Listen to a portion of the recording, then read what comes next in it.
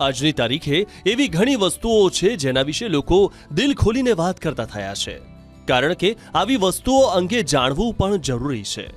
પરંતુ કેટલાક લોકો હજુ પણ દૂર ભાગવાનો પ્રયત્ન કરે છે, જે શક્ય હોય ત્યાં સુધી ન કરવું જોઈએ.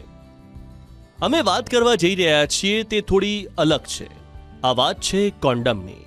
આજના દિવસોમાં કપલ્સ માટે ખૂબ જ ઉપયોગી વસ્તુ છે. કોન્ડોમ ફક્ત ફેમિલી પ્લાનિંગ જ નહીં, પરંતુ યૌન સંબંધિત બીમારીઓથી પણ બચાવે છે. બસ આ જ કારણ છે કે ભારતમાં દર વર્ષે નેશનલ કોન્ડમ ડે મનાવવામાં આવે છે. એની તારીખ પણ જણાવીએ. દર ફેબ્રુઆરી મહિનામાં કોન્ડમ ડેની ઉજવણી કરવામાં આવે છે. 14 ફેબ્રુઆરી આમ તો વેલેન્ટાઇન ડે તરીકે ઉજવાય છે, અને આ જ દિવસે નેશનલ કોન્ડમ ડે તરીકે પણ ઉજવણી કરવામાં આવે છે. આવું એટલા માટે કારણ કે લોકો સામાન્ય જીવનમાં કોન્ડમના ઉપયોગને આસાનીથી સમજે અને સુરક્ષાને લઈને જાગૃતિ આવે.